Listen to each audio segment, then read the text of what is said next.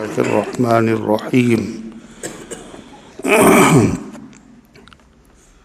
وَلَقَدْ أَرْسَلْنَا نُوحًا وَإِبْرَاهِيمَ وَجَعَلْنَا فِي ذُرِّيَّتِهِمَا النُّبُوَّةَ وَالْكِتَابَ فَمِنْهُمْ مُهْتَدٍ وَكَثِيرٌ مِّنْهُمْ فَاسِقُونَ ثُمَّ قَفَّيْنَا عَلَىٰ آثَارِهِمْ بِرُسُلِنَا وَقَفَّيْنَا بِعِيسَى ابْنِ مَرْيَمَ وَآتَيْنَاهُ الْإِنْجِيلَ وَجَعَلْنَا فِي قُلُوبِ الَّذِينَ اتَّبَعُوهُ رَأْفَةً وَرَحْمَةً وَالرَّهْبَانِيَّةَ ابْتَدَعُوهَا مَا كَتَبْنَاهَا عَلَيْهِمْ إِلَّا ابْتِغَاءَ رِضْوَانِ اللَّهِ فَمَا رَعَوْهَا حَقَّ رِعَايَتِهَا فَآتَيْنَا الَّذِينَ آمَنُوا مِنْهُمْ أَجْرَهُمْ وَكَثِيرٌ مِّنْهُمْ فَاسِقُونَ يَا أَيُّهَا الَّذِينَ آمَنُوا اتَّقُوا اللَّهَ وَآمِنُوا بِرَسُولِهِ يُؤْتِكُمْ كِفْلَيْنِ مِنْ رَحْمَتِهِ وَيَجْعَلْ لَكُمْ نُورًا تَمْشُونَ بِهِ وَيَغْفِرْ لَكُمْ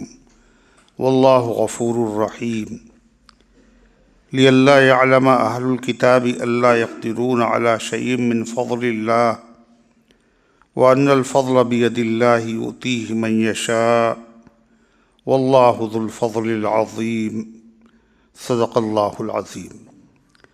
محترم حضرات، سامعین کرام، حاضرین مسجد، عزیزوں، بزرگوں اور باوقار ماؤں اور بہنوں، یہ قرآن مقدس کے 27ویں پارے کی سورہ حدید کی پاکیزہ، نورانی، مبارک، باعظمت، مطہر آیتیں ہیں۔ دعا کیجیے رب العزت والجلال تلاوت کردہ ان مبارک آیات کی روشنی میں صحیح اور سچی بات عرض کرنے کی توفیق نصیب فرمائے اور ہم سب کو عمل کرنے کی توفیق عطا فرمائے۔ اللہ تعالیٰ نے قرآن پاک کی ان مبارک آیات میں انبیاء علیہ السلام کا جو سلسلہ ہے اس کا تذکرہ فرمایا۔ انبیاء علیہ السلام کو اللہ تعالیٰ نے مذکر بنا کے بھیجا ہے۔ مذکر کے معنی ہے یاد دلانے والا۔ فذکر انما انت مذکر، یاد اسے دلایا جاتا ہے جسے پہلے سے کوئی بات معلوم تھی مگر وہ بھول گیا، اسے یاد دلاؤ۔ پہلے سے ایک بات سب کو پتہ ہے، ایک سبق اللہ تعالیٰ نے سب کو پڑھایا تھا۔ عالم ارواح میں سب کی روحیں اکٹھا تھیں، دنیا میں کوئی آیا نہیں تھا۔ انبیاء، اولیاء، اقطاب، ابدال، تمام انسان اور جن، ہندو، مسلم، سکھ، عیسائی، یہودی، عیسائی، سب کی روحیں اکٹھا تھیں، اور اللہ نے سب سے سوال کیا الست بربکم، کیا میں تمہارا رب نہیں ہوں؟ ساری روحوں سے جواب طلب کیا مگر جواب کسی کو معلوم نہیں تھا کہ کہیں کیا ہم۔ خالق پوچھ رہا ہے، مالک پوچھ رہا ہے، تو سب سے پہلے جس روح نے جواب دیا وہ روح پاک تھی جناب محمد الرسول اللہ صلی اللہ علیہ وسلم کی۔ آپ نے فرمایا بلا، کیوں نہیں، آپ ہمارے رب ہیں۔ تو یہ حضور پاک علیہ السلام نے جب کہا تو تمام روحوں نے آپ سے سیکھ لیا کہ جواب کیا دینا چاہیے۔ تو حضور پاک صلی اللہ علیہ وسلم معلم ہیں، معلم، تعلیم دینے والے۔ کب سے؟ دنیا میں آنے کے بعد نہیں، عالم ارواح میں سب سے پہلا فیض جو سب کو حاصل ہوا، صرف آپ کی امت کو نہیں، ہر نبی کی امت کو حاصل ہوا۔ صرف نبی کی امت کو نہیں، نبیوں کو حاصل ہوا۔ وہ سب سے پہلا فیض کیا ہے؟ حضور پاک صلی اللہ علیہ وسلم نے سب کو اللہ تبارک و تعالیٰ کے سوال کا جواب دینا سکھا دیا۔ سلام اس پر تبسم گل کا جس کے مسکرانے میں، سلام اس پر کہ جس کا فیض ہے سارے زمانے میں۔ اللہ کے نبی علیہ السلام کا فیض جو ہے وہ دنیا میں آنے کے بعد جاری نہیں ہوا۔ آپ کا فیض تو عالم ارواح سے شروع ہوا، اور آپ سے فیضیاب صرف آپ کی امت نہیں، ہر نبی کی امت، اور صرف امت نہیں بلکہ امتوں کے پیشوا، مقتدی، انبیاء۔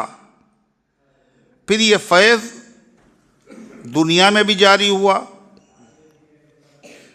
اور دنیا میں جاری ہونے کے بعد یہ فیض پھر عالم حشر میں پھر سے جاری ہوگا، اور یہ ایسا فیض ہوگا جس سے ہر امت فیضیاب ہوگی، ہر نبی کی امت۔ وہ کیا ہوگا؟ شفاعت کبریٰ۔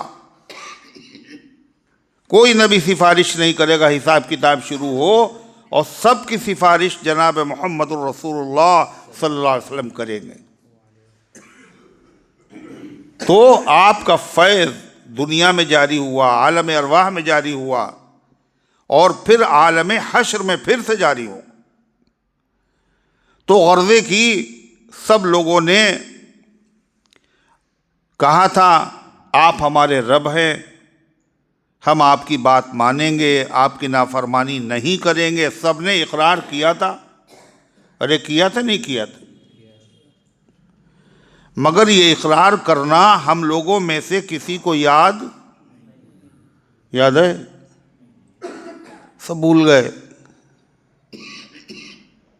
یہ بالکل اسی طرح سے ہے جیسے جب مسلمانوں کے وہاں بچہ پیدا ہوتا ہے تو حکم کیا ہے کہ نہلانے کے بعد اس کو کچھ کھلانے سے پہلے، اس کو کچھ چٹانے سے پہلے، اس کے کپڑوں کا انتظام کرنے سے پہلے اس کی تعلیم کا انتظام کرو۔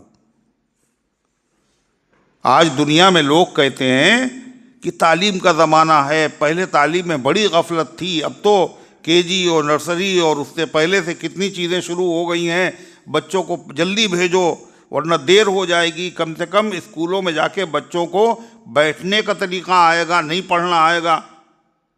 مگر اسلام کیا کہتا ہے؟ اسلام یہ کہتا ہے کہ 3 سال میں تو بہت دیر ہو جائے گی۔ بچوں کو تعلیم کی ضرورت کب ہے؟ پیدا ہوتے ہی تعلیم کی ضرورت ہے۔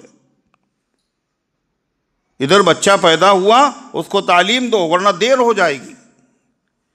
کھانا کھانے سے پہلے، پانی پلانے سے پہلے، دودھ پلانے سے پہلے، ہر چیز سے پہلے تعلیم۔ وہ تعلیم کیا ہے؟ داہنے کان میں اذان کو، بائیں کان میں تکبیر کو۔ یہ کیا ہے؟ یہ تعلیم ہے۔ ابھی سے تعلیم، ابھی تو ہوش بھی نہیں ہے اس کو۔ کہ جہاں انسان کی عقلیں جواب دے جاتی ہیں، اللہ کی وحی انہی مسائل کو حل کرنے کے لیے نازل ہوئی ہے، تمہاری عقل میں نہیں آ رہا ہے۔ اللہ کا حکم یہ ہے، اسی میں خیر ہے۔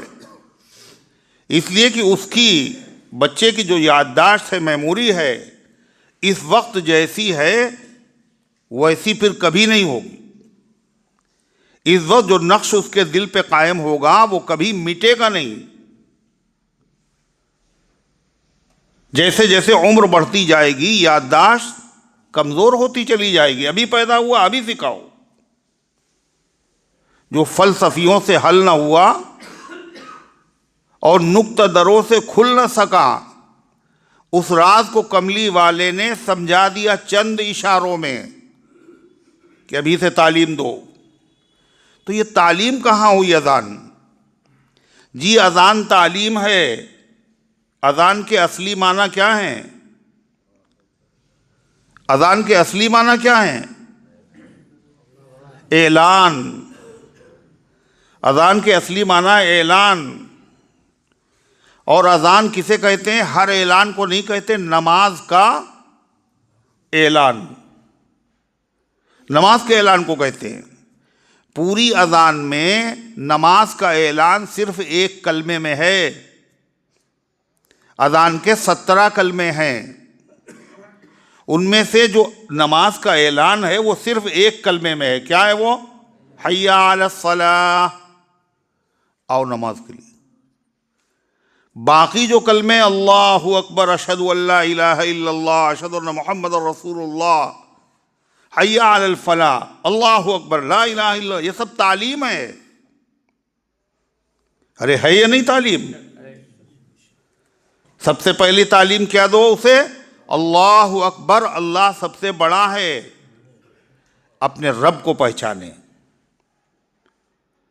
پھر اس کے بعد تعلیم دو اللہ کی توحید کی۔ کیا؟ اشہد ان لا الہ الا اللہ، میں گواہی دیتا ہوں اللہ کے علاوہ کوئی عبادت کے لائق نہیں، اکیلا وہی عبادت کے لائق ہے، یہی توحید ہے۔ توحید کے بعد پھر رسالت کی تعلیم دو۔ اشہد ان محمد رسول اللہ، محمد صلی اللہ علیہ وسلم اللہ کے رسول ہیں۔ پھر فلاح، کامیابی کی طرف بلاؤ، کامیابی دین میں ہے۔ پھر توحید کا سبق سب سے اہم ہے، پھر سے یاد دلاؤ، اللہ اکبر لا الہ الا اللہ۔ یہ پہلا سبق سکھایا گیا تھا، کہا اب امتحان ہوگا تمہارا۔ امتحان کب ہوگا؟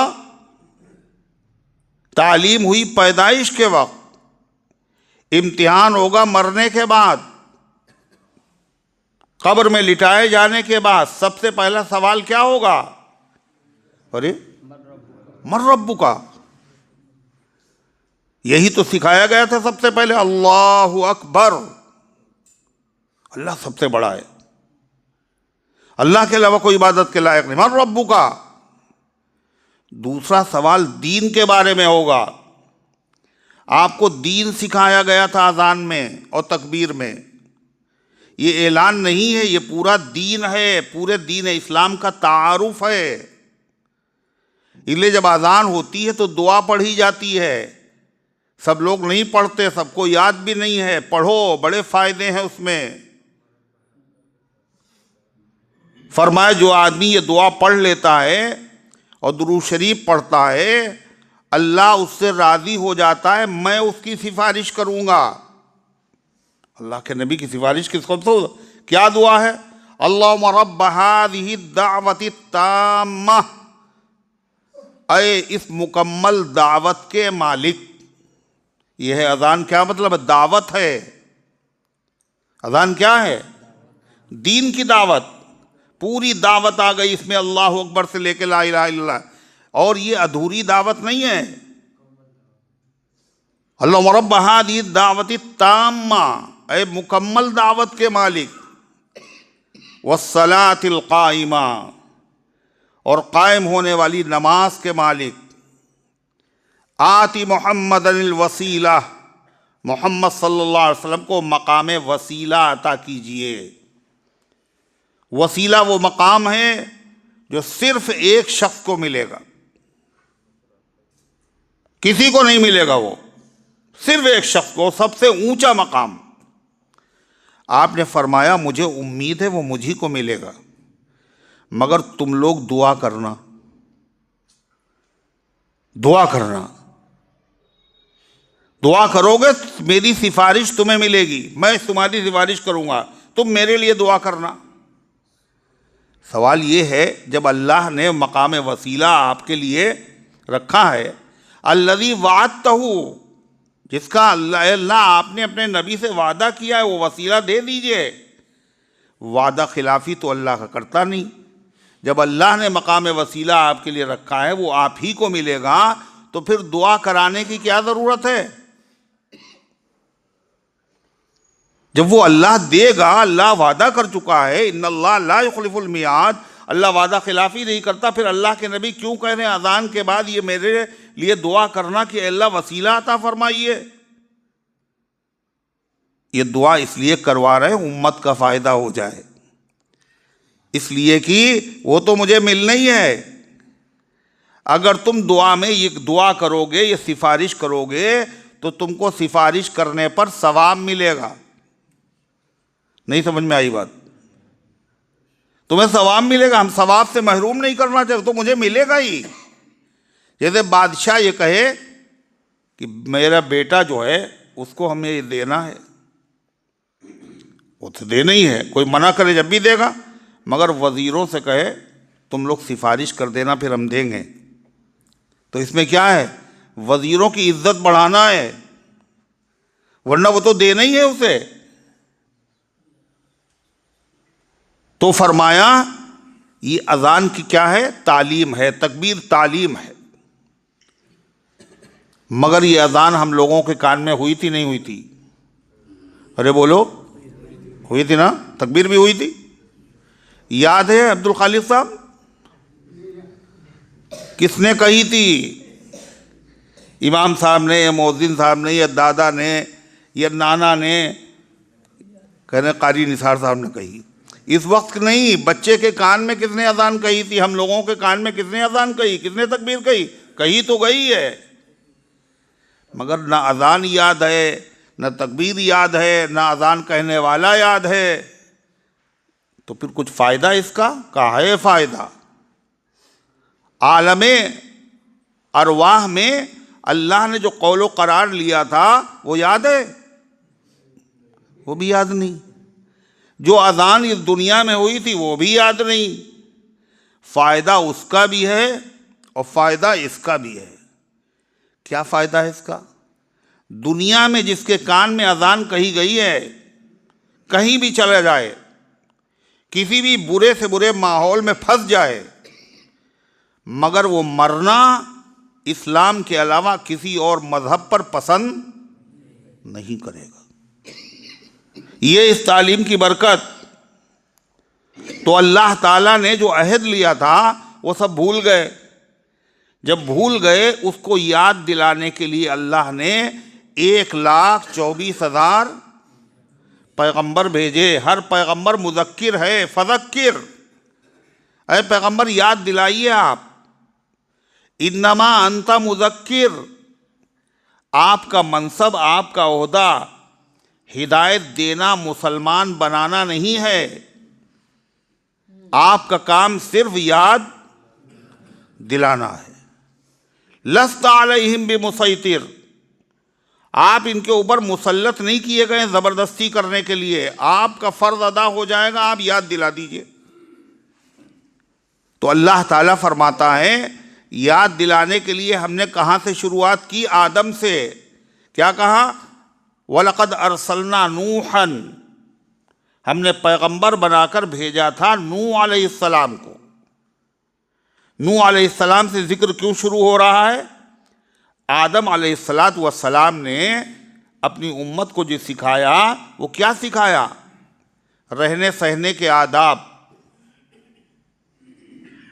شریعت کی تعلیم، کفر سے بچو، یہ جو سکھایا سب سے پہلے نوح علیہ السلام نے۔ اس لیے کہ آدم علیہ السلام سے لے کے 1000 سال تک لوگوں کے عقیدے ٹھیک تھے، کسی کا عقیدہ خراب تھا ہی نہیں، سب مسلمان، کوئی بت پرست نہیں، کوئی ستارہ پرست نہیں، کوئی غیر اللہ کا پجاری نہیں۔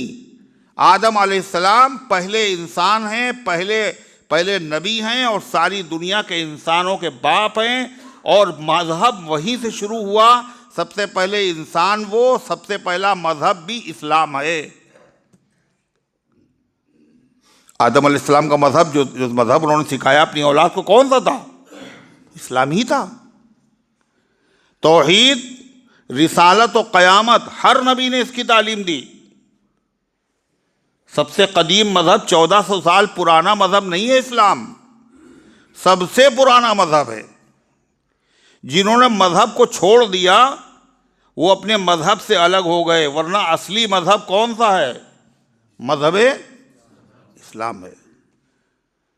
جب بت پرستی شروع ہو گئی 1000 سال کے بعد، اس کی اصلاح کے لیے، عقیدے درست کرنے کے لیے اب کون آیا؟ نبی آنا شروع ہوئے۔ سب سے پہلے نبی آئے وہ نوح علیہ السلام، اسی لیے انہی کا ذکر ہو رہا ہے۔ کیا ہم نے بھیجا پیغمبر بنا کر کے نوح علیہ السلام و ابراہیم، اور ابراہیم علیہ السلام کو، وجعلنا فی ذریتہم النبوۃ والکتاب، اور ہم نے ان دونوں کی نسلوں میں، اولاد میں رکھ دی نبوت اور کتاب۔ یعنی جتنے نبی ان کے بعد آئے وہ سب ان کی اولاد میں سے تھے۔ کچھ نبی ایسے آئے جن کو اللہ نے نئی کتاب، نئی شریعت دی۔ کچھ نبی ایسے آئے جن کو اللہ نے نئی کتاب نہیں دی، نئی شریعت دی، نئی کتاب نہیں دی۔ چاہے کتاب والے نبی ہوں، نئی شریعت والے نبی ہوں، جتنے بھی نبی آئے وہ آئے انہی دو کی اولاد میں۔ کس کی؟ نوح علیہ السلام کی اور ابراہیم علیہ السلام کی۔ نوح علیہ السلام تو آدم ثانی ہیں، دنیا تباہ ہو گئی، وہی بچے جو حضرت نوح علیہ السلام سے چلے، تو ہر نبی ان کی اولاد میں۔ پھر ابراہیم علیہ السلام ان کی اولاد میں۔ ابراہیم علیہ السلام کے بعد جتنے نبی آئے وہ سب ابراہیم علیہ السلام کی اولاد میں۔ ابراہیم علیہ السلام کے بیٹے حضرت اسحاق علیہ السلام، اسحاق علیہ السلام کے بیٹے حضرت یعقوب علیہ السلام، یعقوب علیہ السلام کا دوسرا نام ہے اسرائیل، ان کی اولاد کہلاتی ہے بنی اسرائیل۔ 12 بیٹے تھے۔ پھر یعقوب علیہ السلام کے بیٹے یوسف علیہ السلام، یہ کس کی اولاد میں ہوئے؟ ابراہیم علیہ السلام کی اولاد میں۔ جتنے انبیاء بنی اسرائیل آئے ہیں وہ سب کس کی اولاد میں؟ حضرت ابراہیم علیہ السلام کی اولاد۔ دوسرے بیٹے تھے ابراہیم علیہ السلام کے حضرت اسماعیل علیہ السلام، ان کی اولاد میں اکلوتے پیغمبر ہمارے آقا، ہمارے مولا جناب محمد الرسول اللہ صلی اللہ علیہ وسلم، یہ بھی ابراہیم کی اولاد میں، وہ بھی ابراہیم کی اولاد میں۔ اللہ اسی کو کہہ رہا ہے وَجَعَلْنَا فِي ذُرِّيَّتِهِمَا، اور ہم نے رکھ دی ان دونوں کی اولاد میں نبوت اور کتاب۔ جو نبی آئے گا انہی کی اولاد میں ہوگا، جس کو کتاب ملے گی نئی وہ بھی انہی کی اولاد میں سے ہوگا۔ اللہ فرماتا ہے جب ہم نے نبیوں کو بھیجا تو انجام کیا ہوا؟ جب نبی آئے قوم کو سمجھانے کے لیے تو ہمیشہ تمام قوم نے ان کی بات کو مانا نہیں، کچھ نے مانا کچھ نے نہیں مانا۔ جنہوں نے مان لیا وہ ہے ہدایت یافتہ، جنہوں نے نہیں مانا وہ ہے نافرمان۔ اللہ کہتا فَمِنْهُمْ مُهْتَدٍ، تو ان میں سے بعض نے ہدایت قبول کر لی، وَمِنْهُمْ فَاسِقُونَ، اور ان میں سے بہت سے نافرمان ہوئے۔ نبیوں کو کہنا نہیں مانا یہ سلسلہ شروع سے چلتا آیا ہے، اور نبی سب کو منوانے آتے بھی نہیں تھے۔ نبی کاہے کے لیے آتے تھے؟ پیغام پہنچانے کے لیے۔ سب نبی اپنے مقصد میں کامیاب۔ بعض نبی قیامت کے دن آئیں گے، ان کے ساتھ ایک ہی امتی ہوگا، بعض کے ساتھ 10، بعض کے ساتھ 50، لیکن کوئی نبی اپنی پیغام میں ناکام نہیں ہے۔ نبی کا کام جو تھا وہ سب نے کیا،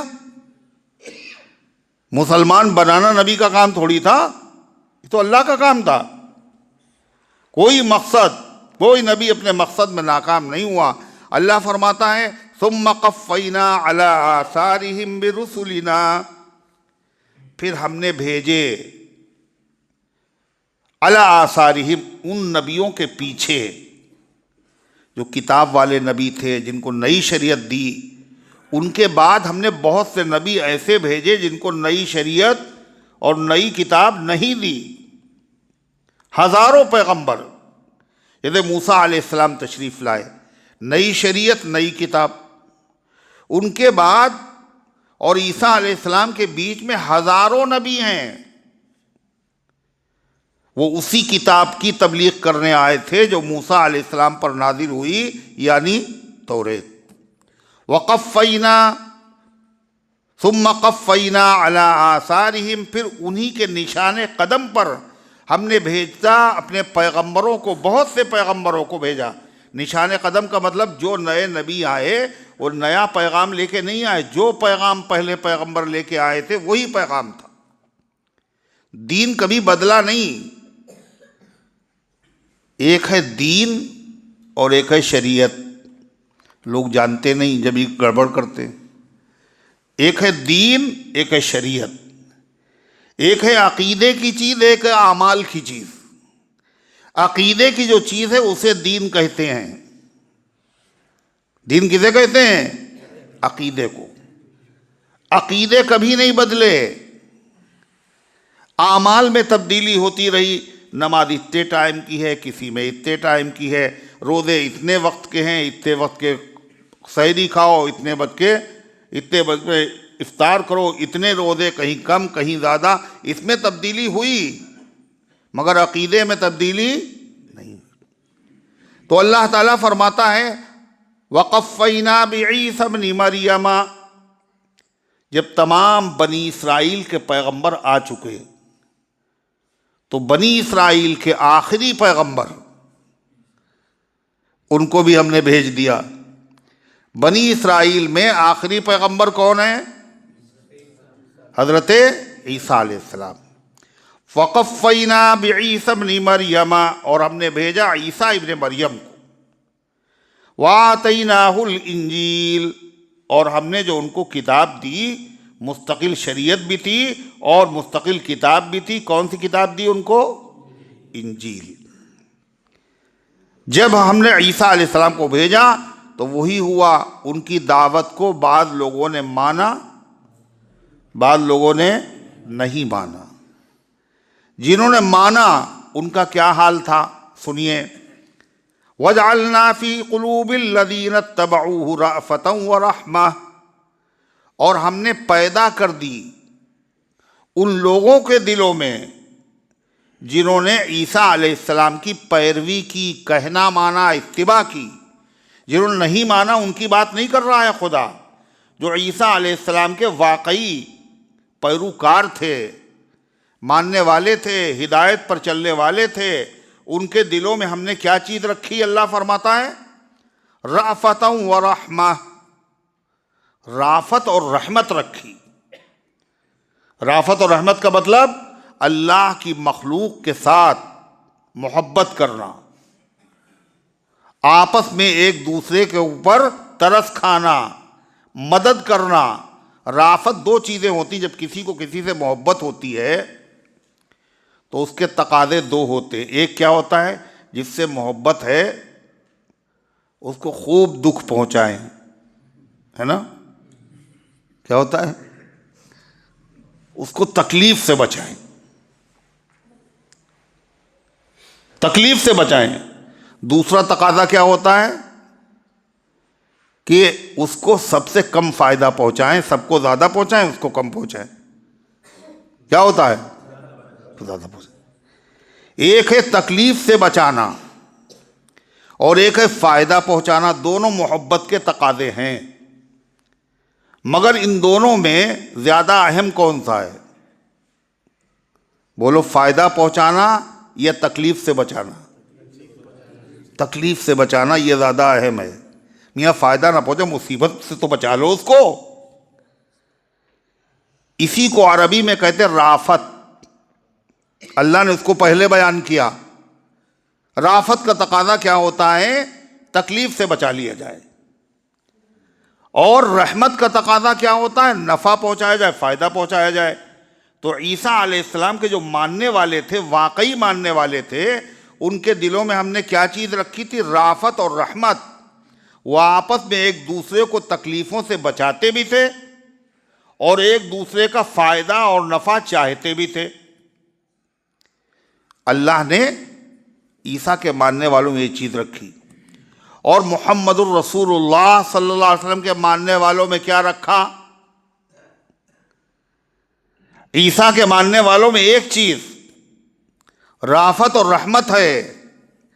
اور محمد الرسول اللہ صلی اللہ علیہ وسلم کے ماننے والوں میں محمد الرسول اللہ والذین معہ، اور محمد صلی اللہ علیہ وسلم کے ساتھ میں جو لوگ ہیں ایمان والے، اتباع کرنے والے، وہ کیا ہے؟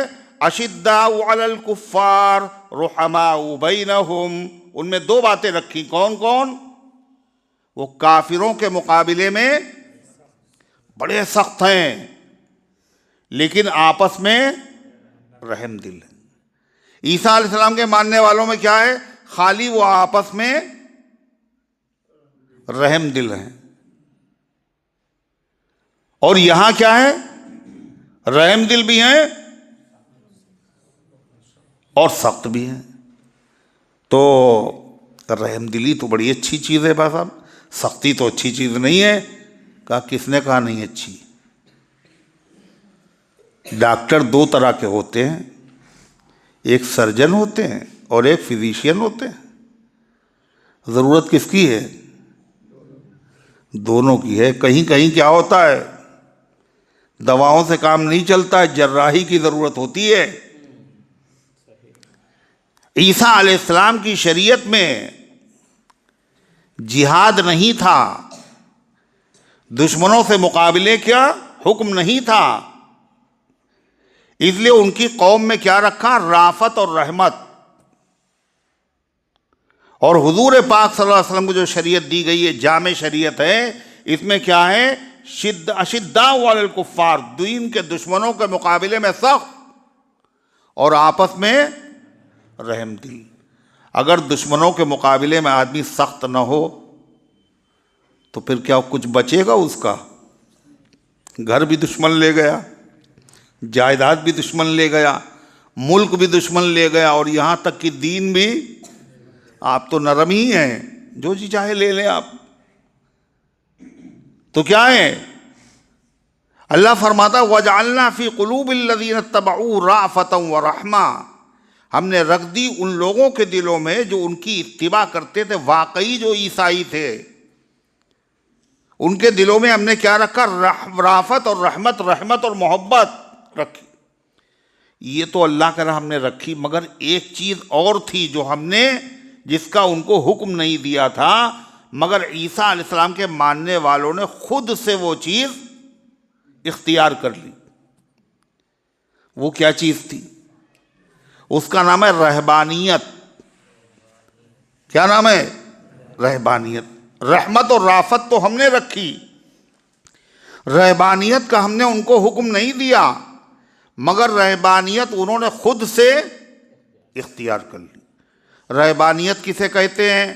رہبانیت کے معنی ہیں دنیا کو ترک کر دینا، دنیا سے بے تعلق ہو جانا، لوگوں سے ملنا جلنا نہیں، اکیلے میں کٹی میں جا کر کے اللہ اللہ کرنا، اللہ کو راضی کرنے کے لیے نہ بیوی سے مطلب، نہ بچوں سے مطلب، نہ نکاح کرنا، نہ لذیذ چیزیں کھانا، بس خالی اکیلے میں بیٹھے ہوئے ہیں اور اللہ اللہ کر رہے ہیں.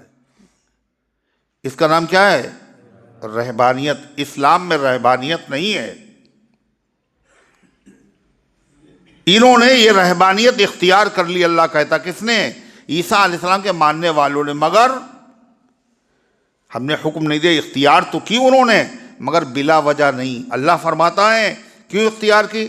وَرَهْبَانِيَةً ابْتَدَعُوهَا مَا كَتَبْنَاهَا عَلَيْهِمْ. اور رہبانیت جس کو انہوں نے اختیار کر لیا، جس کو انہوں نے نیا ایجاد کیا، نئی چیز پیدا کر لی، ہم نے ان پر اس کو فرض نہیں کیا تھا، ہم نے اس کا ان کو حکم نہیں دیا تھا، مگر انہوں نے جو یہ قدم اٹھایا، یہ بھی کاہے کے لیے اٹھایا تھا پتہ ہے؟ إِلَّا ابْتِغَاءَ رِضْوَانِ اللَّهِ، مگر صرف اللہ کو راضی کرنے کے لیے.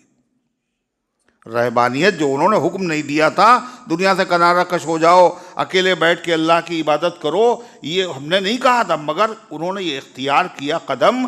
مگر یہ قدم دنیا کے لیے نہیں تھا. کاہے کے لیے تھا؟ اللہ کو کیا تفصیل راضی کرنے کے لیے. اللہ کے رسول صلی اللہ علیہ وسلم فرمایا، عبداللہ ابن مسعود رضی اللہ عنہ فرماتے ہیں کہ بنی اسرائیل میں عیسیٰ علیہ السلام کے ماننے والوں میں 72 فرقے ہوئے. کتنے؟ 72. 72 میں سے 3 نجات پانے والے ہیں۔ عیسیٰ علیہ السلام کے جانے کے بعد بگاڑ پیدا ہوا، فساد پیدا ہوئے، بڑے بڑے امراء، بادشاہ، خود سرکش، جب انہوں نے دین میں گڑبڑی مچائی تو جو علماء تھے ان کے، وہ آگے بڑھے اور انہوں نے کہا ایسا نہیں کرنے دیں گے آپ کو، ہم دین میں تبدیلی نہیں کرنے دیں گے۔ کوئی غیر نہیں تھے، سب عیسائی تھے، مگر جو بگڑے ہوئے لوگ تھے انہوں نے کہا ہم شریعت پہ عمل نہیں کریں گے۔ تو جو علماء کھڑے ہوئے ان کا اصلاح کرنے کے لیے، مگر وہ تھے طاقتور لوگ، انہوں نے ان علماء کی بات نہیں سنی اور ان علماء کو ذبح کر دیا، قتل کر دیا۔ مقابلہ کیا انہوں نے، جب نہیں مانے تو مقابلہ کیا تو ان کو قتل کر دیا۔ اس کے بعد جو دوسرا طبقہ آیا علماء کا، اس میں اتنی طاقت نہیں تھی کہ مقابلہ کر سکے، مقابلہ کرنے کی طاقت نہیں تھی، لیکن انہوں نے بھی گونگے شیطان نہیں بنے، جب کوئی غلطی ہوئی تو بولے، جب کوئی غلط قدم اٹھایا تو روکا۔ اور ایسے لوگ کیا کہے جاتے ہیں؟ کباب میں ہڈی، جو ہم کر رہے ہیں کرنے دو۔ رشوت لے رہے ہیں اور ایک آدمی نہیں لے رہا، منع کر رہا ہے، تو لوگ کیا کہتے ہیں؟ ہم بھی رشوت نہ لیں؟ نہیں، ہم تو لیں گے مگر اس کو یہاں جینے نہیں دیں۔ یہ دنیا کا مزاج ہے۔ لوط علیہ السلام کی قوم نے کیا کہا تھا؟ لوط علیہ السلام جب منع کیا، کہنے یہ زیادہ پاک بنتے ہیں، نکالو ان کو یہاں سے۔ یہی ہر محکمے میں ہوتا ہے۔ تو وہ لوگ جو ایمان والے تھے، علماء تھے، وہ طاقتور نہیں تھے، کمزور تھے، لیکن کمزور ہونے کے باوجود مقابلہ تو انہوں نے نہیں کیا طاقتور لوگوں سے، لیکن نکیر کی، اعتراض کیا، روکا ٹوکا، منع کیا۔ جب منع کیا تو ان لوگوں نے ان کو قتل کر دیا، بعض کے سر کے اوپر آرے رکھ دیے گئے، بعض کو زندہ دفنا دیا گیا۔ وہ طبقہ بھی ختم ہو گیا۔ اب تیسرا طبقہ آیا، یہ بھی نیک لوگ تھے، یہ ان سے کمزور تھے۔ ان لوگوں نے کہا نہ لڑنے کا طاقت ہے ان سے، نہ ان کے اعمال پر اعتراض کرنے کی، روکنے کی ہمارے اندر پاور ہے، اور ان کے ساتھ اگر ہم رہیں گے تو ہمارا دین بھی سلامت نہیں رہے گا۔ لہذا دین پر قائم رہنے کے لیے، اپنے ایمان کو بچانے کے لیے ان لوگوں نے آبادی چھوڑ دی، جنگلوں میں چلے گئے، پہاڑوں میں جا کر کے گوشہ نشین ہو گئے، نہ کھانے سے مطلب، نہ پینے سے مطلب، نہ کاروبار سے مطلب، اللہ کو راضی کریں گے، یہاں دین پہ عمل کرنا مشکل ہے۔ یہ تھی رہبانیت۔ اللہ نے ان سے نہیں کہا تھا چھوڑ دو آبادیاں، مگر انہوں نے جو آبادی چھوڑی تھی وہ کاہے کے لیے چھوڑی تھی؟ ارے بولو، تنگ آ کر اللہ کو راضی کرنے کے لیے، اپنے دین کی حفاظت کے لیے کیا تھا۔ یہ برا کام نہیں تھا، یہ وہ والی بدعت نہیں ہے۔ قرآن نے کہا اس کو ابتدعوہا، انہوں نے ایک نیا طریقہ جاری کیا۔ نئے طریقے سے مراد یعنی لغت کے اعتبار سے، ڈکشنری کے اعتبار سے تو نیا طریقہ تھا، مگر یہ وہ بدعت نہیں ہے جس کو کہا گیا گمراہی ہے، اور ہر بدعت گمراہی ہے، اور ہر گمراہی جہنم میں لے جانے والی ہے۔ ہر نئی چیز گمراہی نہیں ہوتی۔ یہ مسجدیں ہیں، ان مسجدوں میں جو اے سی لگا ہے، یہ کیا ہے؟ یہ نئی چیز ہے پرانی؟ یہ تو نئی چیز ہے۔ یہ وضو خانے بنے ہوئے ہیں شاندار قسم کے، بہترین قسم کا قالین ہے، پنکھے ہیں۔ یہ سب کہاں تھے نبی کے زمانے میں، صحابہ کے زمانے میں، تابعین کے زمانے میں؟ کہاں تھے؟ نئی چیزیں ہیں۔ لیکن یہ نئی چیزیں کیسی ہیں؟ یہ دین کا حصہ نہیں ہیں، یہ سہولت کے لیے ہیں، آرام کے لیے ہیں، ثواب سمجھ کر کے یہ کام نہیں کیے جاتے ہیں، سہولت کے لیے ہے۔ بخاری شریف حضور صلی اللہ علیہ وسلم کے زمانے میں تھی؟ صحابہ کے زمانے میں نہیں تھی، تابعین کے زمانے میں نہیں تھی، تینوں زمانے گزرے تب بخاری کے تیار ہوئی، مسلم تیار ہوئی، ابن ماجہ حدیث کی کتابیں یہ سب لکھی گئیں، باقاعدہ جمع کی گئیں۔ یہ ایک نیا کام تھا؟ ارے تھا نہیں نیا کام، لیکن یہ نیا کام بدعت نہیں ہے، طریقہ تو نیا تھا، مگر یہ ایسا کیوں کیا گیا؟ تاکہ دین ختم ہو جائے، دین کے بچانے کے لیے۔ کچھ چیزیں ایسی ہوتی ہیں نئی جو دین کے اندر داخل کی جاتی ہیں، کچھ نئی چیزیں ایسی ہوتی ہیں جو دین کے باقی رکھنے کے لیے کی جاتی ہیں۔ جو دین کو باقی رکھنے کے لیے کی جاتی ہیں وہ بدعت نہیں ہیں، جو دین میں نہیں تھیں اور دین بنا کر داخل کر دی جاتی ہیں وہ بدعت، وہی گمراہی ہیں۔ یہ جو ان لوگوں نے نیا طریقہ اختیار کیا تھا یہ کیسا تھا؟ یہ گمراہی نہیں تھی، یہ دین کے بچانے کے لیے تھا۔ اللہ فرماتا ہے جب انہوں نے، ہم نے فرض تو نہیں کیا تھا، انہوں نے ایک نیا طریقہ اختیار کر لیا تھا، اللہ کی رضا کے لیے کیا تھا، مگر بعد میں یہ لوگ اس پر قائم نہیں رہے، دین بچانے کے لیے گئے تھے، اور جب کنارے رہنے لگے کونے میں تو لوگ وہاں پہنچنے لگے، یہ بزرگ ہیں، اللہ والے ہیں، ہدیے نذرانے لے کر کے، پھر دولت جمع کرنے لگے، شادی نہیں کی تھی بدماشیاں کرنے لگے، راہب بن گئے، بظاہر راہب تھے، دنیا سے بیزار تھے، مگر اندر سے پکے دنیا دار بن گئے۔ برا یہ کیا انہوں نے، حدیث میں ہے جیسے منت ماننا، جب آدمی کوئی چیز کی منت مانتا ہے کہ میرا لڑکا پاس ہو جائے تو ہم اتنا پیسہ مسجد میں دیں گے، 5,000 روپے کسی نے منت مانی، اگر وہ منت نہ مانتا تو 5,000 روپے اس کے اوپر صدقہ کرنا ضروری تھا؟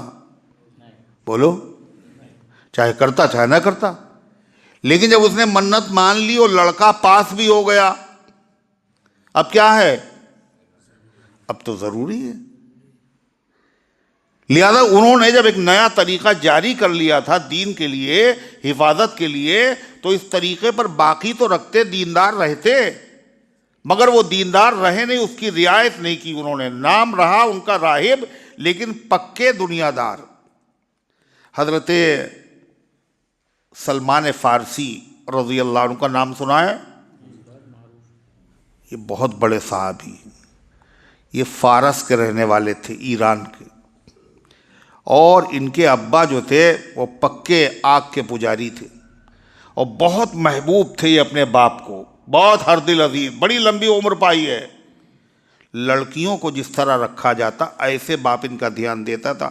خود بتاتے ہیں ایک دن ابا نے کہا زمینوں پہ چلے جاؤ اور دیکھو جلدی آ جانا، میں بہت بزی ہوں ورنہ تمہیں نہیں بھیجتا، جلدی آنا۔ میں گیا، میں نے دیکھا زمین پر جانے سے پہلے ہی راستے میں گرجا گھر ہے، وہاں ایک راہب ہے، وہ عبادت کر رہا ہے۔ مجھے اس کا طریقہ بڑا اچھا لگا، ہمارے وہاں آگ کی پوجا ہوتی ہے اور یہ عبادت کر رہا ہے، یہ اچھا طریقہ ہے۔ نہیں گئے زمینوں پہ، اور دیر ہو گئی، اور پوچھا راہب سے کیا مسئلہ ہے، کیا دین ہے، انہوں نے بتایا ہے سب ہے۔ تو اس کے بعد جو ہے باپ کو جب کہ ڈھونڈتے ہوئے آیا باپ اور ان کو لیا، تو ان کا ابا یہ طریقہ ہو، کہا نام نہ لینا اس طریقے کو، یہ بہت خراب طریقہ ہے، وہی تمہارا دین اچھا ہے۔ پیروں میں بیڑیاں ڈال دی، مگر سچی طلب تھی۔ کہنے لگا میں نے وہاں کہلوایا کسی طریقے سے، کوئی قافلہ جب جائے جہاں اس دین کا ہیڈ کوارٹر ہے، جہاں اس دین کا عالم کوئی ہو، ہم اس کے پاس رہنا چاہتے تھے۔ تو بتایا دمشق ہے، ملک شام ہے، وہاں ہے۔ قافلہ جب جانے والا ہوا میں نے بیڑیوں کو نکال پھینکا اور قافلے کے ساتھ میں گیا، میں اس عالم کے پاس پہنچا جو عیسائیوں کا بڑا عالم تھا۔ تو کہا وہ بظاہر عالم دیندار تھا مگر اچھا آدمی نہیں تھا۔ اس کے پاس رہتے رہے یہاں تک کہ اس کے مرنے کا وقت آ گیا۔ تو اس سے میں نے کہا اب آپ تو جا رہے، میں تو دین حق کی تلاش میں نکلا تھا، آپ کا تو انتقال ہو، بتائیے اب ہم کہاں جائیں؟ تو اس نے کہا تو موصل چلے جانا، موصل عراق میں ہے۔ اس کے بعد وہ مر گیا۔ لوگ تو عقیدت رکھتے تھے ہمارا پادری ہے، پوپ ہے، دیندار ہے۔ کہتے جب لوگ آئے تو میں نے ان سے کہا کہ یہ آپ کو دھوکے میں رکھتا تھا، یہ بڑا دنیا دار آدمی ہے۔ وہ کہنے کہ کیا بات کرتے ہو؟ میں بتاتا ہوں آپ کو، یہ آپ سے کہتا تھا صدقہ کرو، مگر یہ صدقہ لے لیتا تھا اور خود اپنے پاس رکھتا تھا، کسی کو دیتا نہیں تھا۔ یہ 7 مٹکے ہیں، سونے سے بھرے ہوئے ہیں، فلاں جگہ رکھیں۔ ان لوگوں نے دیکھا تو واقعی سچی بات تھی، اس کو دفنایا بھی نہیں، سب بدزن ہو گئے۔ یہ دین کے پردے میں دنیا دار تھا اور سولی پہ لٹکا دیا۔ پھر جس کے پاس پہنچے، اخیر وقت ہوا، اس نے کہا اب تو شہر عموریہ میں ایک آدمی ہے، اس کے پاس چلے جانا۔ وہاں پہنچ گئے، اس کا آخری وقت ہوا تو اس نے کہا اب سچا دیندار جو تم تلاش کرتے ہو کوئی بھی نہیں ہے، عرب میں ملک میں ایک نبی آنے والے ہیں، اب تم وہی چلے جاؤ۔ ایک قافلے کے ساتھ ان سے کہا مجھے لیتے چلو، اور یہ گائے ہیں یا بکریاں ہم تمہیں دے دیں گے۔ ان لوگوں نے لے لیا، اس کے بعد ان کو غلام بنا کے بیچ ڈالا۔ اب یہ پہنچ گئے عرب میں، وہاں اتفاق سے ایک یہودی آ گیا جس علاقے میں تھے، بنو قریظہ کا۔ اس کو یہ پسند آئے، اس نے خرید لیا اور وہ ان کو مدینے لے آیا۔ اللہ کے نبی علیہ السلام نے نبوت کا اعلان کیا، ان کو کچھ خبر نہیں۔ یہاں تک کہ ہجرت کر کے آپ جب قبا پہنچے تو یہ کھجوریں توڑ رہے تھے درخت پہ چڑھے ہوئے۔ کسی نے آ کے بتایا دیکھو اوس و خزرج کو کیا ہوا، ایک نیا آدمی آیا ہے، وہ اپنے آپ کو نبی بتاتا ہے اور یہ سب اس کے پاس جا رہے ہیں۔ کہنے میں تو تھر تھر کانپنے لگا اور شوق میں نیچے کود پڑا۔ میں نے کہا کیا ہوا؟ تو میرے مالک نے 1 گھنٹہ مارا۔ کہا تجھ سے کیا مطلب ہے اس سے؟ کہا میں خبر معلوم کرنا چاہتا تھا۔ شام کو میں قبا پہنچا، میرے آخری راہب نے مجھ سے کہا تھا اس آخری نبی کی پہچان ہم تمہیں 3 باتیں بتاتے ہیں۔ ایک یہ ہے کہ وہ صدقہ لیں گے مگر کھائیں گے نہیں، بانٹ دیں گے، ہدیہ قبول کریں گے، ہدیہ لے لیں گے، اور ان کے شانوں کے درمیان پیچھے کی طرف پیٹھ پہ مہر نبوت ہوگی۔ کہنے لگے اب میں آیا قبا اور کچھ میں نے کھجوریں لی اور آپ کی خدمت میں پیش کیا، اور میں نے کہا کہ یہ صدقہ ہے۔ آپ نے وہ کھجوریں لی اور صحابہ میں تقسیم کر دی، خود کچھ نہیں کھائیں۔ میں نے کہا پہلی علامت تو میں نے دیکھ لی۔ پھر آپ مدینہ طیبہ منتقل ہو گئے۔ دوسرے روز کہنے میں پہنچا، یہ تیسرے روز وقفے کے بعد میں نے کہا حضرت یہ ہدیہ ہے، آپ کے اکرام کے لیے میں لایا ہوں۔ آپ نے خود بھی کھائی، حاضرین میں تقسیم کرنی کا دوسری نشانی ہو گئی۔ تیسری مرتبہ میں پہنچا تو آپ کہاں تھے؟ جنت البقیع میں، کسی کا انتقال ہو گیا تھا، قبر تیار ہو رہی تھی۔ کہتے ہیں کہ میں پہنچا اور میں فوراً حضور کے پیچھے چلا گیا تیسری چیز دیکھنے کے لیے، یعنی مہر نبوت۔ اللہ کے نبی نے اپنی چادر ہٹا دی، میں نے دیکھا تو میں نے اسے چوم لیا، اور چومنے کے بعد میں نے حضور پاک علیہ السلام کو پورا واقعہ بتایا۔ آپ صلی اللہ علیہ وسلم فرمایا تم ایسا ہے اپنے مالک سے مکاتبت کر لو. مکاتبت کا مطلب ہوتا ہے اتنا پیسہ دے دو، طے کر لو ہم تمہیں اتنا پیسہ دیں گے، مجھے آزاد کر دو. جب اس سے بات کی تو اس نے کہا 40 اوقیہ سونا اور 300 کھجوروں کے درخت تیار، اگر آپ مجھے دے دیں تو ہم آپ کو آزاد کر دیں. 300 کھجوروں کے درخت تیار، کب تیار ہوں گے؟ اور 40 اوقیہ. آپ نے فرمایا ٹھیک ہے. صحابہ کو حکم دیا کہ تم زمین تیار کرو. صحابہ سے کہا پودے اکٹھا کرو. 300 صحابہ نے تیار کر دیے. آپ نے کہا زمین کھودو لیکن خود نہ لگانا، میں آؤں گا. خود اپنے مبارک ہاتھ سے لگائے اور بڑی تیزی کے ساتھ وہ تیار ہو گئے. 300 حضور نے لگائے. کتنی محنت کی ہوگی حضور نے، سوچیے آپ. اور اس کے بعد وہ تو ہو گیا، اب بچا سونا. کسی نے ایک انڈے کے برابر سونا حضور صلی اللہ علیہ وسلم کی خدمت میں ہدیہ بھیجا. آپ نے حضرت سلمہ کہا وہ مسکین سلمان کہاں ہے؟ وہ آ گئے. حضور میں حاضر ہوں. کہا جاؤ 40 اوقیہ سونا کہا تھا دے دو. حضور یہ کہاں؟ کہا میں جو کہہ رہا ہوں جاؤ تم. کہتے ہیں اللہ کے نبی کے کہنے سے میں چلا گیا اور میں نے اس میں سے دیا ان کو. 40 اوقیہ سونا بھی ادا ہو گیا اور بچ بھی گیا. آزادی میسر ہوئی. عرض کرنے کا منشا یہ ہے کہ وہ لوگ کٹی میں جا کر کے دنیا سے بیزار ہو کر رہتے تھے، مگر جس مقصد سے انہوں نے یہ طریقہ اختیار کیا تھا اس کو انہوں نے چھوڑ دیا تھا. اس کے پردے میں وہ دنیا دار بن گئے تھے، دنیا کمانے لگے تھے. اللہ اسی کا ذکر کر رہا ہے. وَرَهْبَانِيَةٍ ابْتَدَعُوهَا، اور وہ رہبانیت جس کو انہوں نے اختیار کیا ہم نے ان کے اوپر فرض نہیں کی تھی.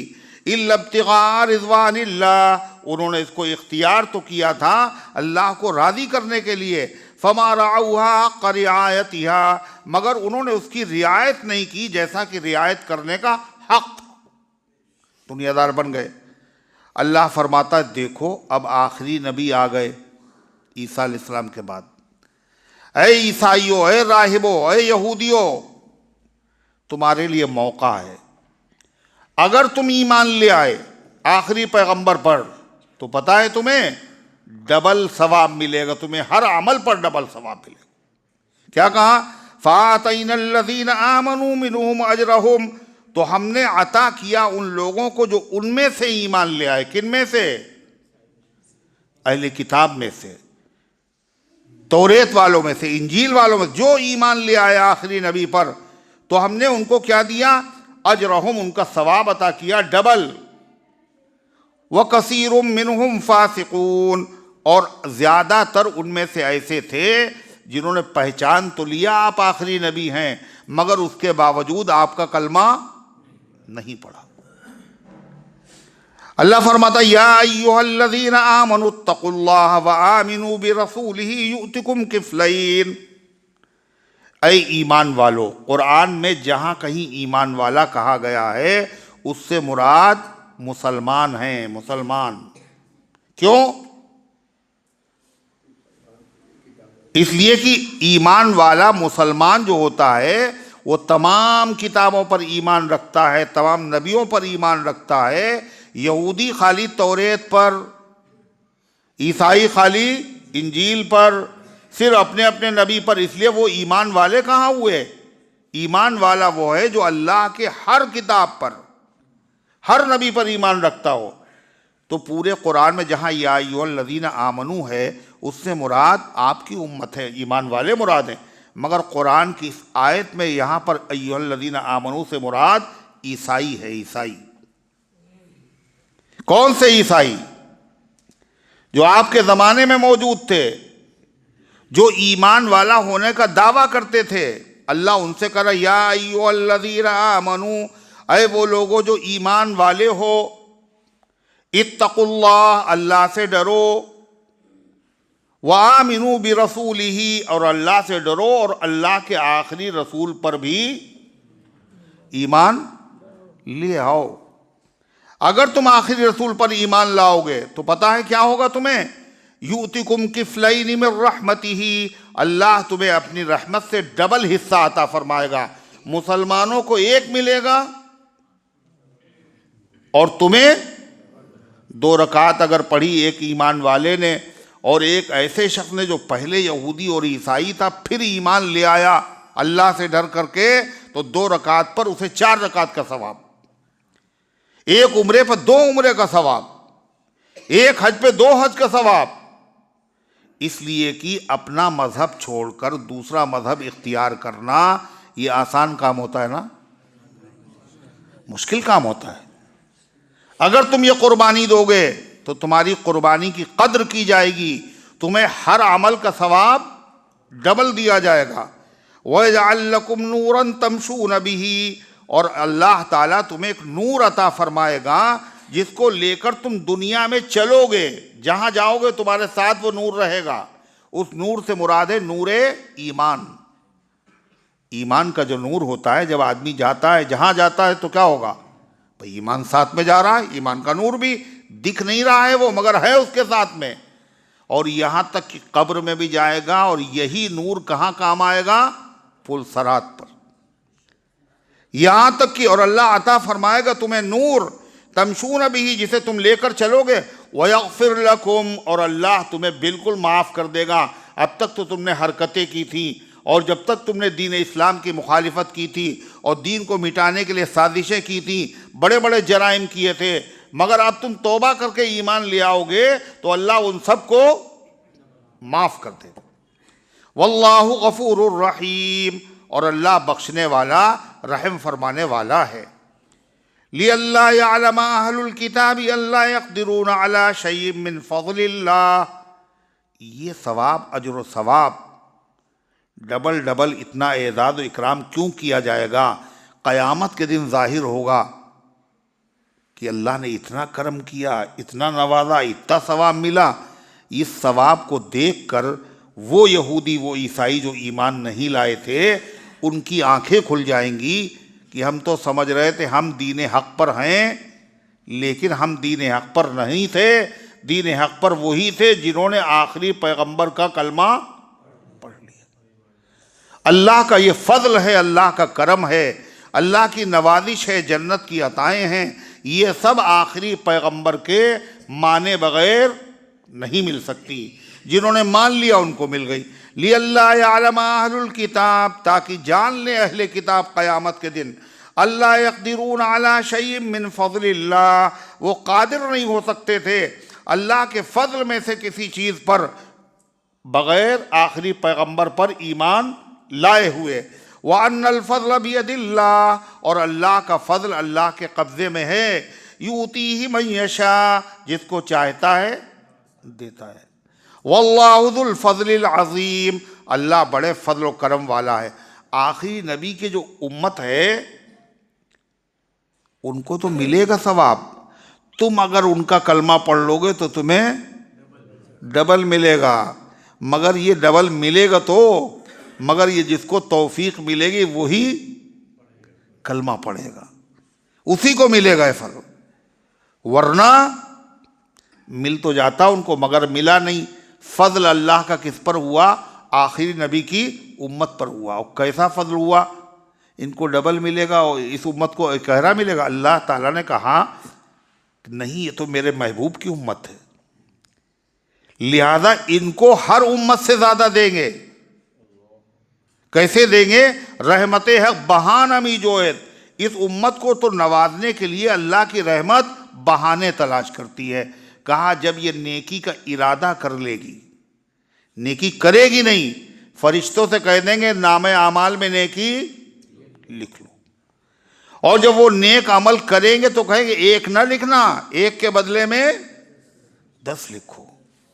جب یہ گناہ کا ارادہ کرے گا اور اس کے بعد اللہ کے ڈر سے گناہ کرنے سے رک جائے گا تو فرشتوں سے اللہ کہہ دے گا ایک نیکی لکھ لو، حالانکہ نیک کام بھی نہیں کیا، گناہ کا ارادہ کیا تھا اور گناہ کیا نہیں، صرف نیکی لکھ لی جائے گی۔ اس امت کی اللہ نے مدد کیسے کی؟ تمہاری عمریں، حضور صلی اللہ علیہ وسلم نے فرمایا میری امت کی عمریں زیادہ تر 60-70 سال کے بیچ میں ہوں گی، اور بہت کم لوگ ایسے ہوں گے جو 100 کو پار کریں گے۔ یہ حضور نے کہا تھا، آنکھوں سے دکھ رہا نہیں دکھ رہا؟ ارے بولو، 60-70 سال، 60-70 سال روز دیکھ لیجئے آپ، 100 کو تو بہت کم ہی پار کرتے ہیں۔ کہا مگر اللہ نے میری امت کی مدد کی، اور کیا کہا؟ تمہاری عمریں کم ہوں گی مگر ہم تمہیں کچھ ایسے دن دیں گے، کچھ ایسی راتیں دیں گے، کچھ ایسے مقامات دیں گے جہاں جانے کے بعد تمہاری نیکیوں کا ثواب بہت بڑھ جائے گا، تمہیں شب قدر دے دیں گے۔ ایک رات میں 1000 مہینوں سے زیادہ ثواب تمہیں مل جائے گا۔ تمہیں رمضان کا مہینہ دیں گے، تمہیں شب برات دیں گے، تمہیں ہم حرم دیں گے، حرم، ایک نماز پڑھو گے 1,00,000 نمازوں کا ثواب لکھیں گے۔ تمہیں مسجد نبوی دے دیں گے، ایک نماز پڑھو گے 50,000 نمازوں کا ثواب تمہیں ملے گا۔ اللہ اکبر! یہ عطا ہی تو ہے، نوازشی تو ہے۔ حدیث میں آتا ہے، نبی کریم صلی اللہ علیہ وسلم فرمایا، بخاری شریف کی روایت ہے، یہودیوں، عیسائیوں اور مسلمانوں کی مثال ایسی ہے جیسے کسی آدمی نے ایک آدمی کو مزدور رکھا اور کہا صبح سے دوپہر ظہر تک کام کرو، ہم تمہیں 1 روپیہ دیں گے۔ خیر انہوں نے کام کیا دوپہر تک، اس کے بعد دوسرے سے طے کیا تم میرے وہاں کام کرو ظہر سے عصر تک، تمہیں 1 روپیہ دیں گے۔ انہوں نے بھی کام کیا۔ تیسرے سے کہا تم عصر سے مغرب تک کام کرو، ہم تمہیں 2 روپے دیں گے۔ تو صبح سے لے کے ظہر تک کا ٹائم کم ہے نا، یہ بہت زیادہ ہے، مگر ملے گا کیا؟ 1 روپیہ۔ ظہر سے عصر کا ٹائم بھی اچھا خاصا ہے، ملے گا کیا؟ 1 روپیہ۔ عصر مغرب میں تو بالکل تھوڑا سا ٹائم ہے، ملیں گے 2 روپے۔ کہا جنہوں نے کام کیا صبح سے دوپہر تک یہ یہودی ہیں، جنہوں نے کیا دوپہر سے عصر تک عیسائی ہیں، جنہوں نے کیا عصر سے مغرب تک میری امت ہے۔ کام تھوڑا سا اور ثواب زیادہ۔ کہا جب زیادہ ثواب ملا تو یہودیوں نے اعتراض کیا اور عیسائیوں نے اعتراض کیا، یہ تو کوئی بات نہیں ہوئی، کام ہمارا زیادہ مزدوری ان کی زیادہ، کام ہمارا زیادہ مزدوری ان کی زیادہ۔ تو مالک نے کہا یہ بتاؤ جو ہمارا تم سے طے ہوا تھا وہ تمہیں ملا یا نہیں ملا؟ 1 ہی روپیہ تو طے ہوا تھا۔ کہا ہاں وہ تو ملا۔ کہا یہ جو ہم نے ان کو ڈبل دیا ہے تھوڑے ٹائم پہ، یہ میرا فضل ہے، یہ میرا انعام ہے، تمہارے اوپر ظلم نہیں ہوا ہے، اور میں انعام جس کو چاہوں عطا کروں۔ یہ ہے میری امت کا حال۔ اللہ فرماتا واللہ ذو الفضل العظیم، اللہ بڑے فضل والا ہے۔ اللہ نے نبی کریم علیہ السلام کے صدقے میں اس امت کو بہت نوازا ہے۔ دیکھیے شعبان کا مہینہ چل رہا ہے، اور حضور پاک صلی اللہ علیہ وسلم نے کیا کہا کہ رمضان آتا ہے، رمضان کو تو سب جانتے ہیں، بہت برکت والا، بہت برکت والا، بہت برکت والا۔ آپ نے فرمایا مگر رجب اور رمضان کے بیچ میں ایک مہینہ اور بھی ہے، وہ کون سا ہے؟ آپ نے فرمایا یہ مہینہ، اس کی عظمت سے لوگ غافل ہیں، ان کو پتہ نہیں یہ کتنا قیمتی مہینہ ہے۔ حضور صلی اللہ علیہ وسلم نے فرمایا، یہ کیوں کہا حضور نے؟ اس کی قدر کرنا شروع کر دو۔ کیا کرتے تھے اللہ کے نبی؟ عام دنوں میں روزہ رکھتے تھے، عام مہینوں میں نفلی روزے رکھتے تھے، ہر پیر کو، ہر جمعرات کو روزہ رکھتے تھے آپ، ہر مہینے کی 13، 14، 15 کو روزہ رکھتے تھے آپ، لیکن جتنے روزے شعبان کے مہینے میں رکھتے تھے نفلی روزے، اتنے کسی مہینے میں نہیں رکھتے تھے۔ صحابہ کا احسان، حضور کو دیکھا روزہ رکھتے ہو ہر جمعرات کو، ہر پیر کو، حضور ایسا کیوں کرتے ہیں آپ؟ ہفتے میں 7 دن ہیں مگر ہم یہ دیکھ رہے ہیں آپ پیر کو روزہ رکھتے ہیں، آپ جمعرات کو روزہ رکھتے ہیں، اے اللہ کے نبی اس میں کیا حکمت ہے؟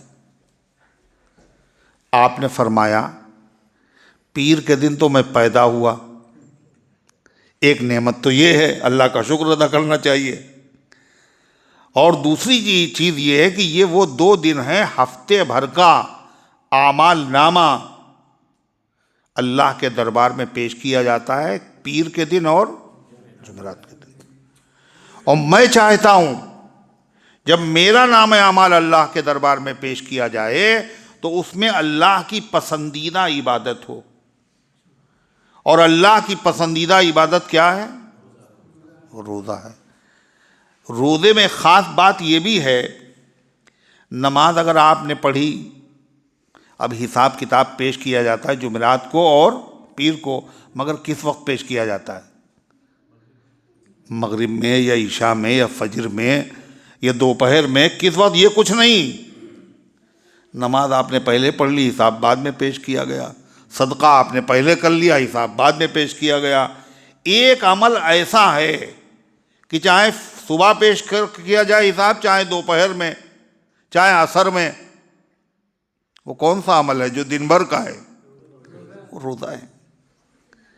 پھر شعبان میں آپ کو دیکھا روزہ رکھتے ہو بہت کثرت سے، پھر صحابہ نے پوچھا حضور اس مہینے میں آپ زیادہ رکھتے ہیں، ایسا کیوں ہے؟ آپ نے فرمایا ہفتے بھر کا تو پیش کیا جاتا ہے جمعرات اور پیر کو، اور پورے سال کا حساب کتاب شعبان میں پیش کیا جاتا ہے، میری امت کے اعمال۔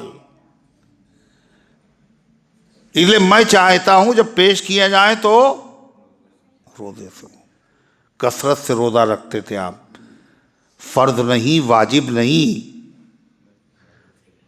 حضور نے بتا دیا اس میں ایسا ہوتا ہے۔ اور ظاہر بات ہے جب آدمی کا حساب کتاب پیش کیا جائے تو آدمی کیا ہوتا ہے، یعنی جب آدمی کا حساب کتاب مینٹین ہوتا ہے تو آدمی خوش ہوتا ہے، اور اگر نہیں گڑبڑ ہوتا ہے تو آدمی ڈرتا ہے۔ حساب کتاب پیش ہو رہا ہے تو کم سے کم کوئی ایسا کام کر لیں جس کی وجہ سے مالک ہمارا خوش ہو جائے، چلو اس نے روزہ تو رکھا ہے، حساب میں کچھ گڑبڑی تھی مگر روزہ تو رکھا ہے۔ اللہ کے نبی کی یہ تعلیم۔ عائشہ صدیقہ رضی اللہ عنہ فرماتی ہیں کہ جو میرے روزے چھوٹ جاتے تھے شرعی عذر کی وجہ سے، جو عورتوں کے ساتھ ہر مہینے عذر پیش آتا ہے، بیچاری نماز بھی نہیں پڑھ پاتی اور روزہ بھی نہیں رکھ پاتی، شریعت کی خوبصورتی دیکھیے، کہ نمازیں تو کر دی معاف مگر روزے کی قضا کروائیں گے تم سے۔ نمازیں کیوں معاف کر دی؟ کہ ہر مہینے 10 دن کی نمازیں، ایک نماز اگر چھوٹ جاتی ہے اور قضا کرنا پڑتی ہے تو بوجھ معلوم ہوتا ہے، ارے ہوتا ہے نہیں ہوتا ہے؟ ایک روزہ جو چھوٹ جاتا ہے رمضان کا اور بعد میں آدمی رکھتا ہے تو پتہ نہیں کہ سوچتا ہے کب رکھیں کب رکھیں، اور رمضان میں 20-30 روزے کے بعد اگر وہ مسلسل رکھے تو 40-50 سب رکھ سکتا ہے، وہ عادت پڑ جاتی ہے۔ تو اتنی نمازیں ہر مہینے میں اگر عورتیں رکھیں گی بیچاری تو کیا ہوگا؟ دقت زحمت ہوگی، اس لیے چلو نمازیں معاف۔ اور روزے سال میں 1 مرتبہ ہوتے ہیں اور روزے کا کوئی بدل بھی نہیں ہے، ورنہ یہ بھی معاف کر دیے جاتے، کوئی بدل نہیں ہے ان کا، اس لیے فرما روزے کی قضا۔ تو فرماتی جب روزے میرے قضا ہو جاتے تھے تو چھوٹے ہوئے روزے میں کب رکھتی تھی؟ شعبان میں۔ کیوں؟ اللہ کے نبی بھی روزے سے ہیں اور ہم بھی روزے سے۔ اس سے یہ بھی پتہ چلا جو روزے چھوٹ گئے ہوں تو نیا رمضان آنے سے پہلے رکھ لینا چاہیے، پورے سال میں رکھتے نہیں تو کم سے کم شعبان میں رکھ ہی ڈالے، اور پھر اس کے بعد تو رمضان آ رہا ہے۔ واقعہ یہ ہے رمضان جب آتا ہے تو ایسا لگتا ہے جیسے سورج نکلتا ہے نا، دن شروع ہوتا ہے تو پہلے سے پتہ چلتا سورج نکلنے والا دن آنے والا ہے، ایسے رمضان آنے سے پہلے ہی شعبان ہی میں لگنے لگتا ہے کہ رمضان آنے والا ہے۔ حافظ لوگ کیا کرتے ہیں؟ قرآن شریف پڑھنے لگتے ہیں، دور ہونے لگتا ہے، اور مسجدوں میں کیا ہوتا ہے؟ قلعی ہونے لگتی ہے، اور دکانوں کے اوپر کیا ہے؟ لوگ سامان خریدنے لگتے ہیں، اور 10 طرح کی چیزیں ہوتی ہیں۔ ہوتا ہے رمضان آ رہا ہے۔ اب حضور نے دعا بھی کی، کیا؟ اے اللہ رجب و شعبان میں برکت دیجئے اور رمضان تک پہنچا دیجئے ہمیں، اس لیے کوئی گارنٹی نہیں ہے کون کب چلا جائے۔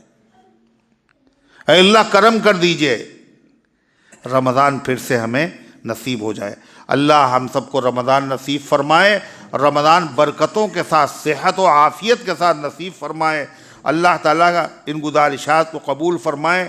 اللہ کی مہربانی سے 27واں پارہ مکمل ہو گیا، سورہ حدید بھی مکمل ہو گئی۔ اب اس کے بعد جو صورت آ رہی ہے وہ 28ویں پارے کی پہلی صورت ہے، اس صورت کا نام ہے سورہ مجادلہ۔ انشاءاللہ پھر اگلے درس کا اعلان کرتی ہے، ظہر بعد ہوگا رمضان۔ اچھا رمضان میں جو ہے وہ درس ہوتا تو ہے، لیکن اس کا وقت بدل جاتا ہے، وہ ہوتا ہے ظہر کی نماز کے بعد، اور اس کے بعد وہ طے کر لیا جائے گا جب بھی ہوگا۔ جمعے کا دن بھی ضروری نہیں ہے، اس میں کوئی اور دن ہوگا۔ آپ صلی اللہ علیہ وسلم کی زیارت ہو جائے، کیا ممکنات میں سے ہے؟ بالکل ممکنات میں سے ہے، اور ہوتی بھی ہے۔ اللہ تبارک و تعالیٰ کے مقبول بندوں کو نبی کریم علیہ السلام کی زیارت ہوتی ہے، ہو جائے تو اللہ کا بڑا انعام ہے، لیکن اس کے چکر میں پڑھنا نہیں چاہیے، اس لیے کہ ہم اس لائق ہیں نہیں کہ حضور کو دیکھ سکیں۔ ہو جائے تو اللہ کا انعام سمجھے، اگر ہے تو اس کا کیا طریقہ ہے؟ اس کا طریقہ یہی ہے کہ شریعت کی اتباع کی جائے اور حضور پاک صلی اللہ علیہ وسلم پر کثرت سے درود پڑھا جائے اور ثواب بخشا جائے۔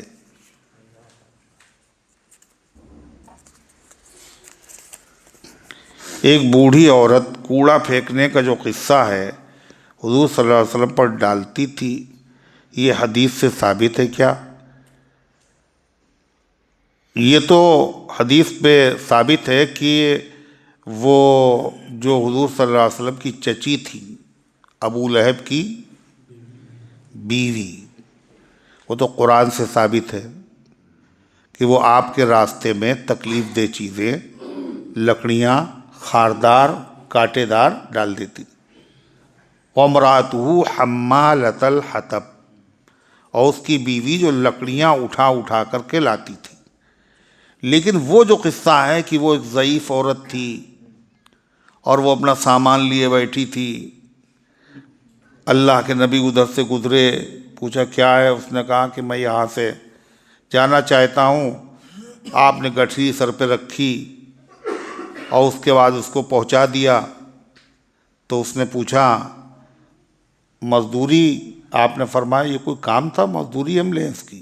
کوئی اور کام ہو تو بتاؤ۔ تو اس نے نصیحت شروع کی کہ محمد سے بیٹا بچتے رہنا، انہی کی وجہ سے میں نے مکہ چھوڑ دیا ہے۔ تو کہا گردن جھکا کر آپ نے میں ہی محمد ہوں۔ تو یہ واقعہ بیان بھی لوگ کرتے ہیں اور باقاعدہ نظم میں بھی ہے یہ، مگر یہ واقعہ ثابت نہیں، یہ واقعہ ثابت نہیں۔ جمعے کے خطبے میں پہلے جو اذان ہوتی ہے، مقتدیوں کو اس پر جواب دینا چاہیے یا خاموش رہنا چاہیے؟ مقتدیوں کو خاموش رہنا چاہیے۔ اذا خرج الامام فلا صلاۃ ولا کلام، جب امام خطبہ دینے کے ارادے سے نکلے حجرے سے یا بڑھے ممبر کی طرف تو نماز نہیں ہے، اور نماز سے پہلے تو اذان ہوتی۔ جب نماز کی ممانعت ہے تو پھر اذان کے جواب کی کیسے ہوگی؟ البتہ امام خود جواب دے سکتا ہے اگر چاہے، وہ بھی ضروری نہیں۔ حضرت معاویہ رضی اللہ تعالیٰ عنہ جواب دیا کرتے تھے جب وہ خود خطبہ پڑھنے کے لیے بیٹھتے تھے۔ ہاں تو مقتدیوں کو نہیں کرنا چاہیے، ان کو پتہ نہیں، بیچاروں کو معلوم نہیں۔ غیر مسلم میاں بیوی دونوں ایمان لے آئے تو کیا ان کو پھر سے اسلام کے مطابق نکاح کرنا پڑے گا؟ ان کا نکاح باقی رہے گا، جب دونوں ایک ساتھ ایمان لے آئیں تو وہ نکاح باقی ہے ان کا۔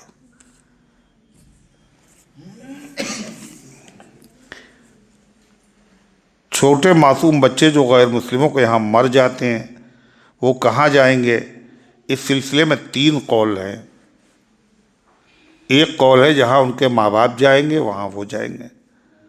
دوسرا قول یہ ہے کہ وہ لوگ جہنم ہی میں جائیں گے، خاموشی اس کے بارے میں اختیار کرنا چاہیے، دوسرا قول ہے۔ تیسرا قول یہ ہے کہ نہیں، ان کا کوئی جرم نہیں تھا، ان کا کوئی قصور نہیں تھا، لہذا وہ لوگ جنت میں جائیں گے۔ یہی قول زیادہ راجح ہے۔ حافظ محمد حسنین کی والدہ بیمار ہے، اللہ تبارک و تعالیٰ ان کو صحت کاملہ عطا فرمائے اور امت کے تمام بیماروں کو اللہ تعالیٰ شفا عطا فرمائے۔ اللہم صلی علی سیدنا وعلی آل سیدنا کما تحب و ترضى عدد ما تحب و ترضى اللہم انت السلام ومنک السلام تبارکت یا ذا الجلال والاکرام۔ اللہم بارک لنا فی رجب و شعبان وبلغنا رمضان۔ اے اللہ ہم سب کی حاضری کو اپنی رحمت سے قبول فرما، ایمان کامل عطا فرما، اعمال صالحہ کی توفیق عطا فرما۔